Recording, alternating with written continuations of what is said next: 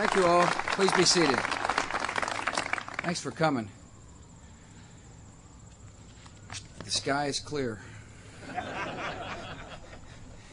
And we intend to keep it that way. Just met with a diverse group of our fellow citizens from the manufacturing sector, from organized labor, the environmental community. Met with federal, state, and local officials. We had a good discussion about how to protect our environment and grow our economy. These groups don't always get along, but they agreed on this goal. The nation must take the next bold step and continue to make our air cleaner with the Clear Skies legislation. And that's what we're here to talk about today.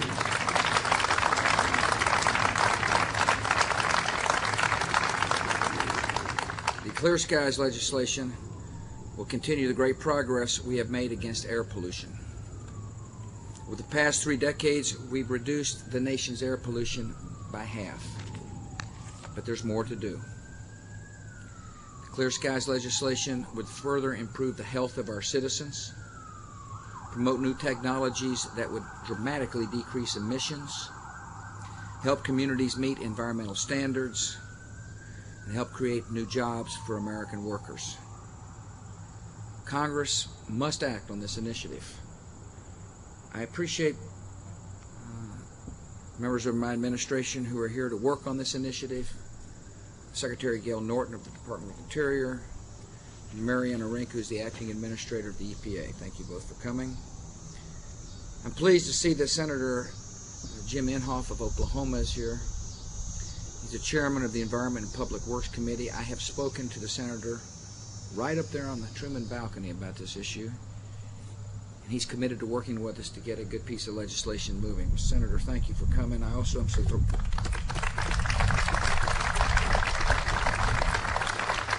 I also appreciate Senator Voinovich, the chairman of the Clean Air, Climate Change, and Nuclear Safety Subcommittee, for coming today. Great state of Ohio. Thank you for coming, Senator. I see my good friend Joe Barton from Texas, who's here.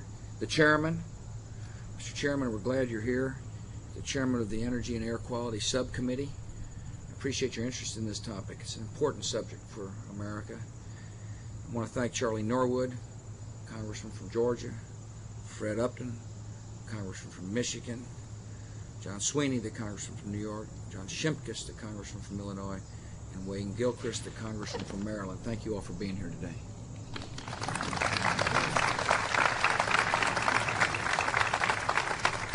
We've got a nice diverse group of local officials who are with us today. The Lieutenant Governor of Oklahoma, Mary Fallon, is here. Thank you, Governor. I'm glad you're here. Jim Garner is the mayor of the village of Hempstead, and as importantly, is the president of the U.S. Conference of Mayors. Thank you for coming. Mr. President, it's got a nice ring to it. Mayor Bob Young of the city of Augusta is with us today. Bob, thank you for coming. State Senator Beverly Gard from Indiana is coming. She had an eloquent testimony about the need for us to make sure we have manufacturing jobs in America. Clear Skies addresses that issue. Thank you for coming, Senator. Harry Alford is the President and CEO of the National Black Chamber of Commerce is with us. Thank you, Harry. Bruce Davis is the President of Kanawha Manufacturing Company is with us today. Steve Higdon is the President of the Greater Louisville Chamber of Commerce is with us. He spoke eloquently about the need for legislation to make sure jobs in Louisville are saved. Brian House, who is the Executive Director of the Adirondack Council, for coming. Appreciate Brian being here. I was in the Adirondacks 2 years ago. Were you there, Sweeney? Yeah, you were there. I think it was May and it snowed. But it's such a beautiful part of our country. I want to thank you for your leadership on this issue. Chuck McFarland, who's the president of Otter Tail Power Company, is a small utility in the Dakotas, but it's an important part of making sure rural America has got a chance to succeed economically. And I say it's an important part. Otter Tail's viability is an important part. The capacity to bring electricity to our citizens is an important part of any economic in the economic plan. Jerry Roberts is with us. I want to thank Jerry. He's from Monroe plant that we were at, Fred, the other day. He's the treasurer of the local 223 Utility Workers of America. It's an AFL-CIO affiliate. Well, thank you for coming. You see, what we're talking about is good for the working people of this country. We're talking about makes sense for those who work for a living. And I'll explain why in a minute. Thank all the small business leaders who are here and the community leaders. Thank you for your efforts, your deep concern about getting this legislation moving. See, these people are here because they want a piece of legislation moving. They know we must get something done. And they're asking me what they could do in the room. And I said, well, I'm confident the chairmen are going to carry the load. We just got to make sure that once these bills get moving, that the undecideds hear from us. That people understand the benefits as to why we need this legislation. With the landmark Clean Air Act of 1970, our nation set high goals for air quality. And this administration strongly supports those goals.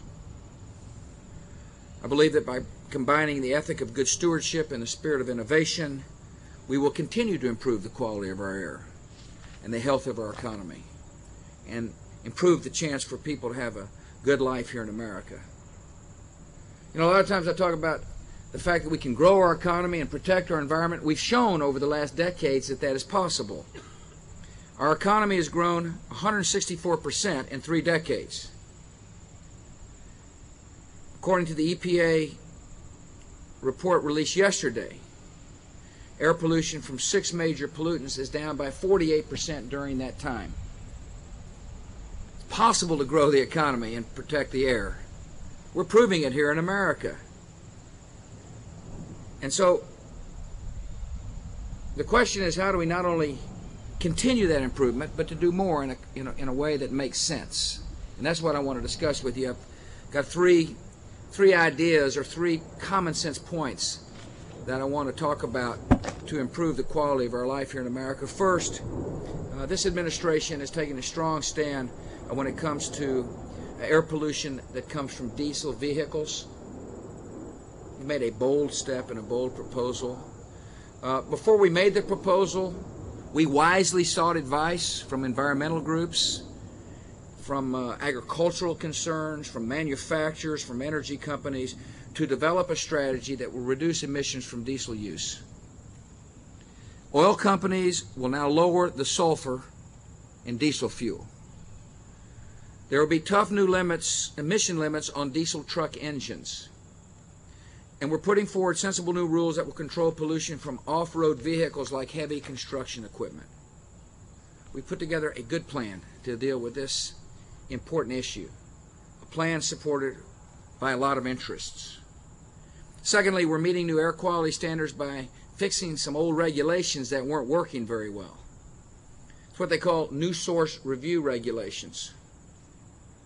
See, we want to encourage our companies to invest in new technologies and modernize equipment where possible so that we can produce more electricity and pollute less.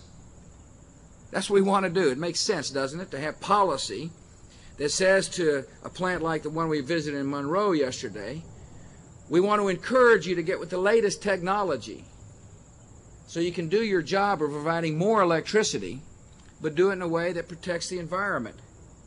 Unfortunately, old regulations discourage companies from doing that. We had old regulations on the books that made it very difficult for utilities to make wise decisions. Matter of fact, it made it difficult for them to even have routine repairs or replace old equipment. You see, if power plants or other companies wanted to make a change they could afford under the old regulations, regulators would come in and order all kinds of changes. They would make it such that there would be a multi-year bureaucratic battle. See, the rules were so complex that they were open for interpretation.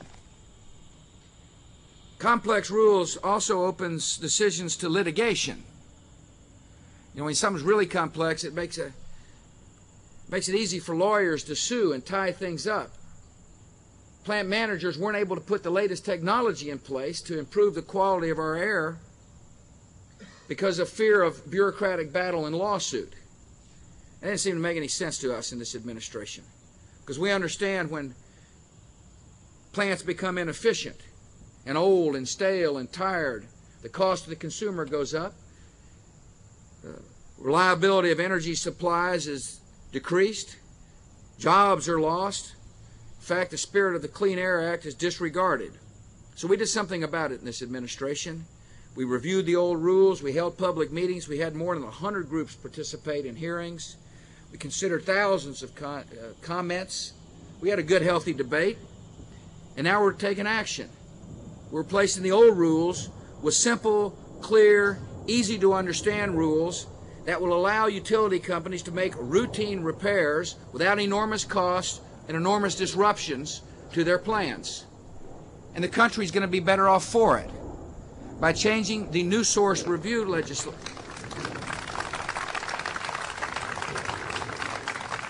By changing the new source review regulations, Americans are going to have more reliable electricity at better cost, and the skies will be cleaner. And it was finally time to act, and this administration acted.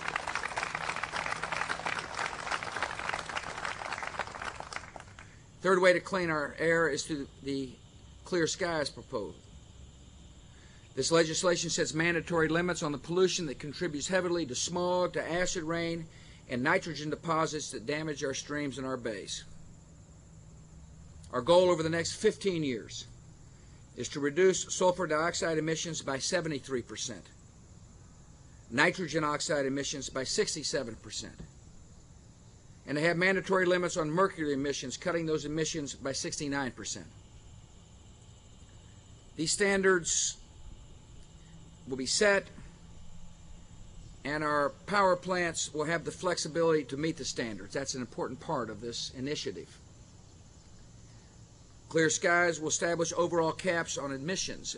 And instead of government telling utilities where and how to cut pollution, we will tell them how much to cut and when we expect progress to be made. Every year, each facility will need a permit of each ton of pollution it emits. Plants that can reduce their pollution below that amount are allowed to sell the surplus to other plants that need more time. This is a system, cap and trade, with built-in incentives. It has worked in the past. It'll make it financially worthwhile for companies to invest earlier in controls and therefore pollute less. And by taking this action, and I urge Congress to take the action, we'll have more affordable energy, more jobs, and cleaner skies.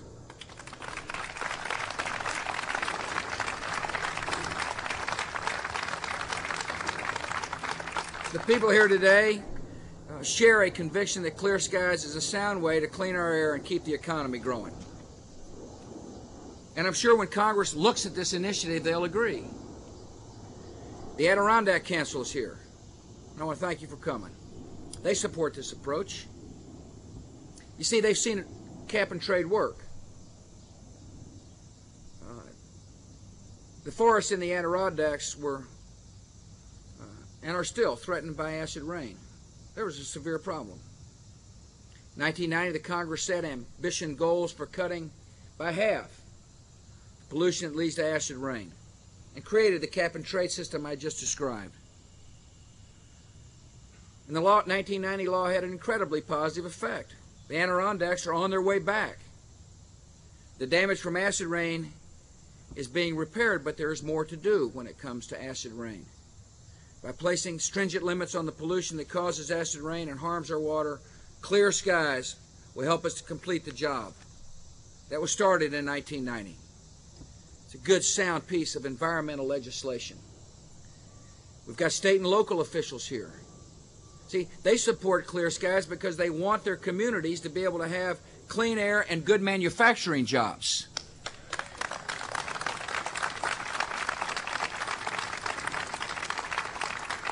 Combined with the administration's rules on diesel emissions Clear Skies, state and local leaders will have the ability to meet national standards without sacrificing good jobs, good manufacturing jobs. See, there's now a trade-off to be made.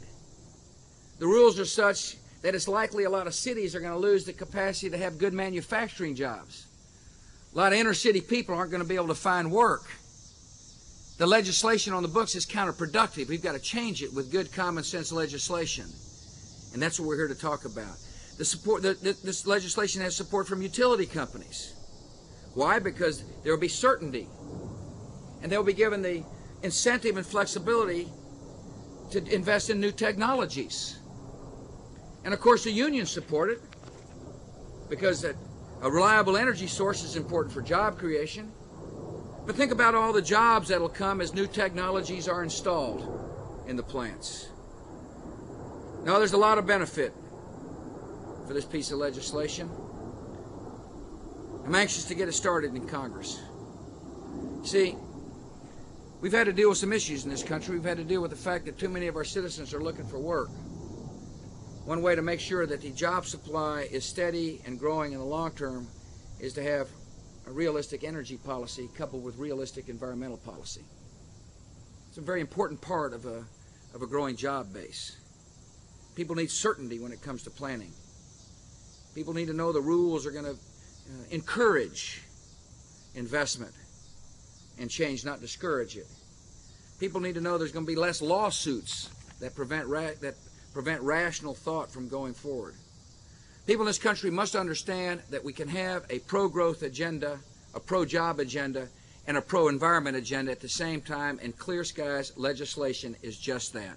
I want to thank you for coming. I want to thank you for your interest. God bless you all.